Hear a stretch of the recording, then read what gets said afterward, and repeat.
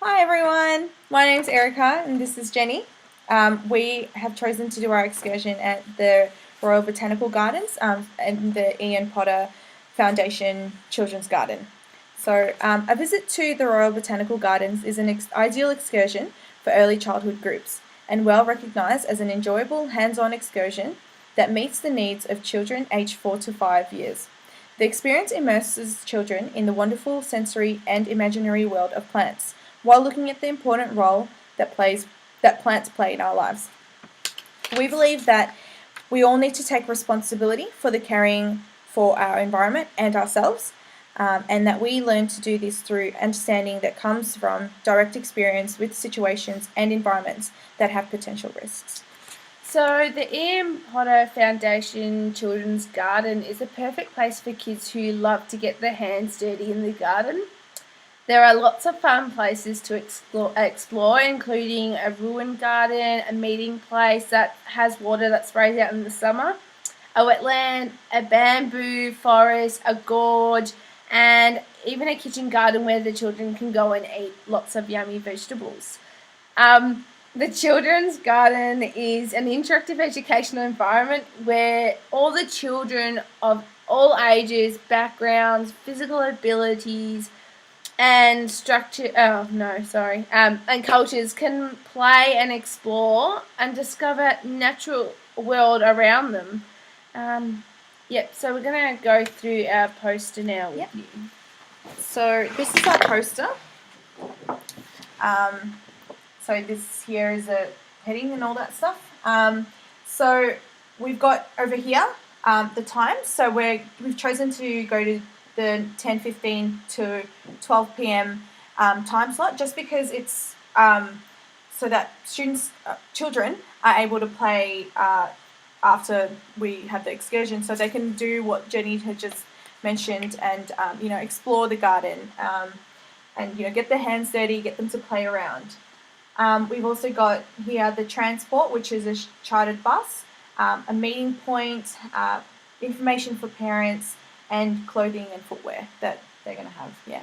So the actual activity we've chosen to do is called Food for Life, and this is a hands-on organic gardening experience where the children do real work with the kitchen gardeners.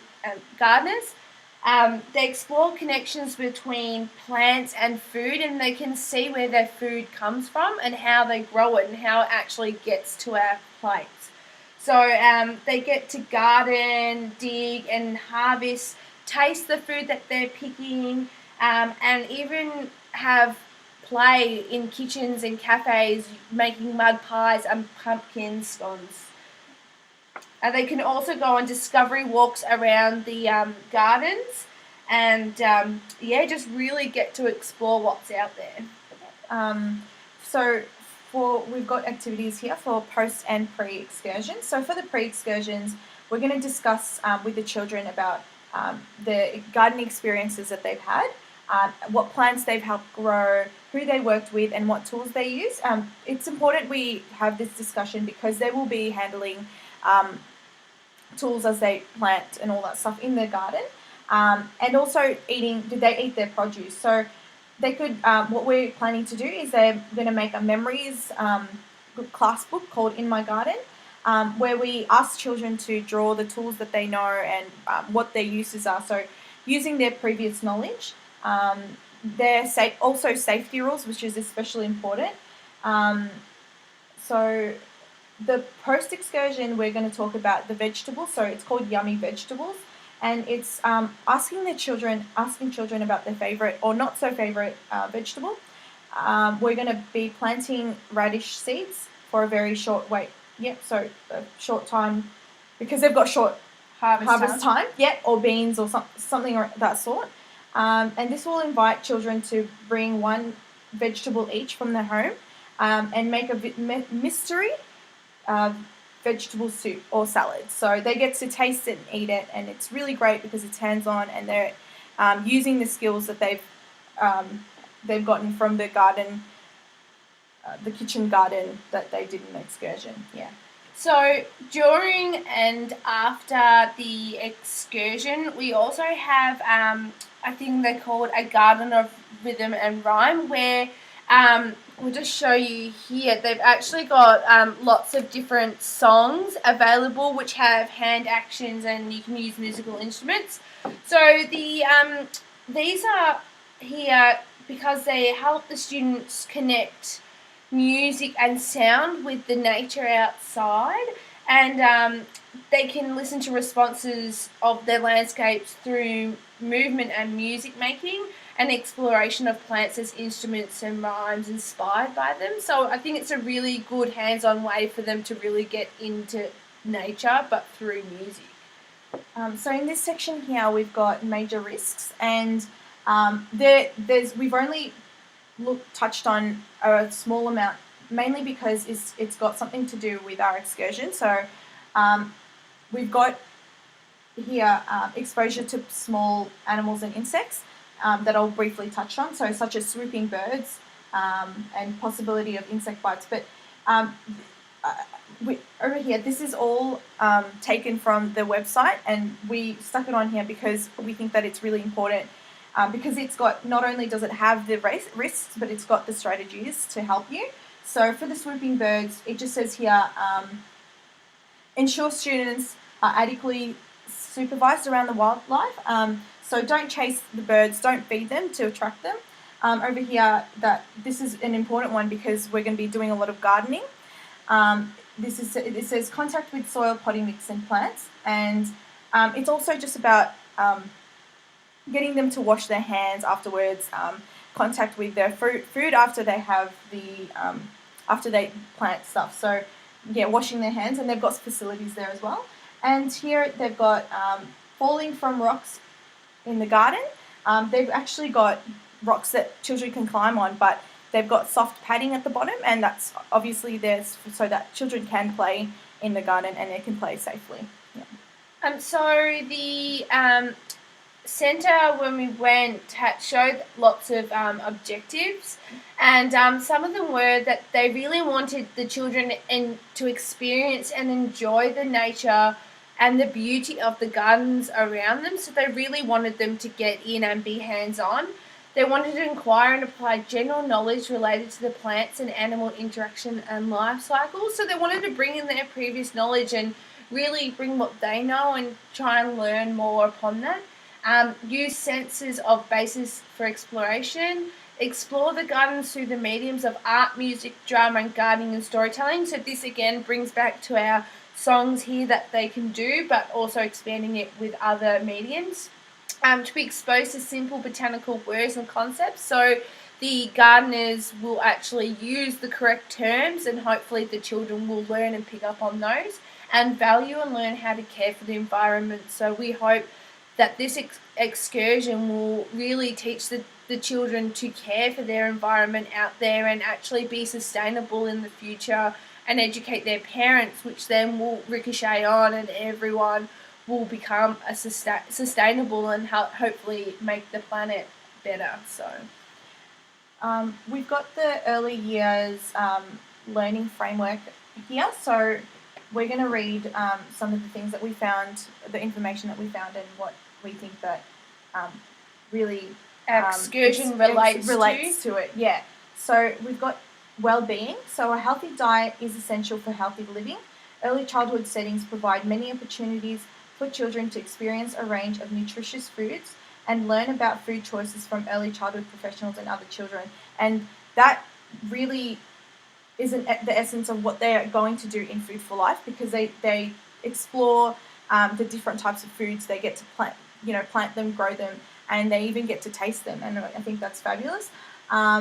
So children also gain a basic understanding of the aspects of an active lifestyle, the development of spatial awareness, and the ability to move around the environment comfortably and safely. And I love that because, with the risk assessment they've got, they're able to climb on rocks, but, obviously there's the soft padding, and they've got that. They know that that's safe for them, and they can explore that. And we've also got learning. So long periods of uninterrupted play support children to invent, investigate, and discover using a rich variety of open-ended materials and resources. This garden has all the resources that you can think of. it's such a big place, and they can run around and they can do all these things, and I believe that they can investigate and discover, and they can use their imaginations to really explore the garden. And it says, when provided with many opportunities and a rich supply of natural and manufactured materials, so the rocks, and then they've got the garden as well, and tools, children create, build, sculpt, draw, and paint and construct, which the excursion really helps them with. And when we went, we really found that it did seem like a fantasy land. There's all these different little pixies and little things, and there's just flowers everywhere, and that, to us, we really wanted to get in there and play and just create things. So I know if we do, then the children will. So there was also a couple of others we found. So identity, encouraging children as active participants for sustainability, influencing the quality of life now and for future generations, and support the children to develop a sense of place, identity, and connection to the land. So just like I said before, we really want the children to grasp aspects of being sustainable and teaching other people, teaching their children when they have children, and it going on and on. So that is really an important one, because this excursion is really giving the children a sense of identity to change something for themselves. So I think that's really important. And they've got that in community as well, so they become aware of the impact the environment can have on them and future generations by exploring how and why environmental factors affect their lives. So basically touching on what Jenny has said, and they've said here, it says, for communication, it says most children are social, creative, and motivated to exchange ideas, thoughts, questions, and feelings. Children respond to non-verbal and verbally to what they see, hear, touch, and feel and taste. And especially that last bit, hear, touch, feel, and taste. They are going to be surrounded by chirping birds. They're going to be touching the ground. They're going to be they're going to be tasting vegetables, and they're really going to be immersed in that environment. And I think it's such a great place for them to do that. And it's all going to be an important aspect of the excursion. Yeah. So I think we really found this place really, really good, and we thoroughly enjoyed our time. As when you look at the poster, you'll be able to see that the actual land is really big, and we were quite worried about the accessibility for all levels of abilities, but we found that they do provide a lot of help for people that do speak English as a second language or are in wheelchairs. They're able to get the children out of the wheelchairs and onto the ground and actually getting hands-on. So everyone is feeling included, and we found that was the most important thing.